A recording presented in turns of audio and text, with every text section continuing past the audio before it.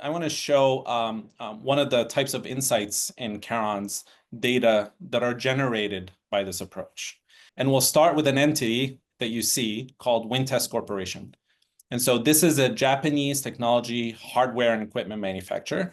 The company is traded on the Tokyo Stock Exchange and specializes in the design and the development of test equipment for semiconductors and integrated circuits.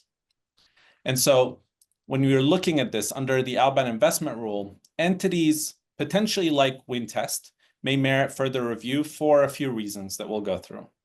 First, Wintest may be considered potentially a person or an entity of a covered country of concern under the Outbound investment rule by virtue of its ownership structure, which ties back to two entities, one in Hong Kong called Rakugen Overseas International, and the other located in mainland China called Wuhan Jingxi Electronics Group. Now, the relevance here is that the Outbound investment rule notes that the covered entities include also entities that are owned 50% or more by those in countries of concern. And in this case, we're talking about two countries or jurisdictions that are covered in the rule in Hong Kong and China. And so in the case of Wintest, it is owned in the aggregate, a little over 54% by Rakugen Overseas in Hong Kong and Wuhan Jingxi Electronics Groups, two companies, again, in a covered jurisdiction under the Outbound investment rule. Now, the other thing that may merit consideration under the Outbound investment rule is the company's scope of business. Specifically, here we're looking at whether Wintest operates in one of the covered sectors in the Outbound investment rule. And according to its website, and also according to its corporate disclosure, Wintest reports that it specializes in the development and the design and the manufacture of semiconductor testing equipment. And when you look at the Outbound investment rule, some of the covered technologies include not only semiconductors and advanced integrated circuits, but it also includes advanced node integrated circuit equipment and testing machines.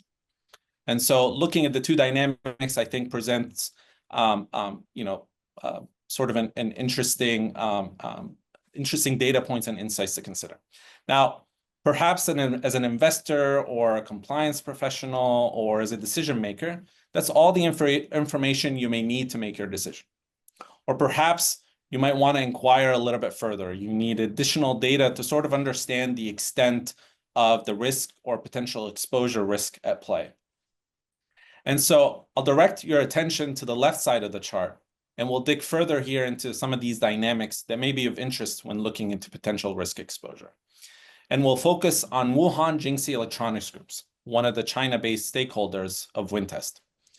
And according to that company's disclosures and its corporate records, Wuhan Jingxi is the majority owner of two entities, Shanghai Jingyi Semiconductor Technology Company and Wuhan Yingguang Technology Company, both of which are based in China and report to operate in the semiconductor and advanced technology space.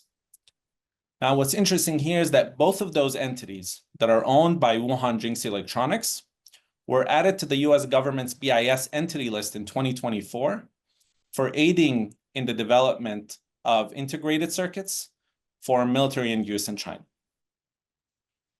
One of those entities, Wuhan Yingguang Technology, which is again on the BIS entity list, we saw that in 2022 and 2023 was involved in actively bidding for procurement contracts with China's National University of Defense Technologies, otherwise known as NUDT.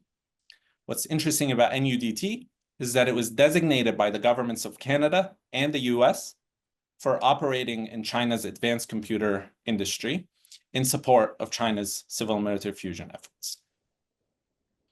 I'll pause here, Howard, for your reactions and feedback. No, that was excellent, Mark. Really a case study. And I think going back to sort of, the first three nodes that you showed, and really, the starting point is a question of an investment in this Japanese company.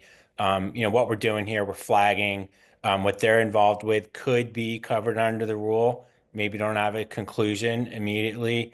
And then we've got the question of ownership.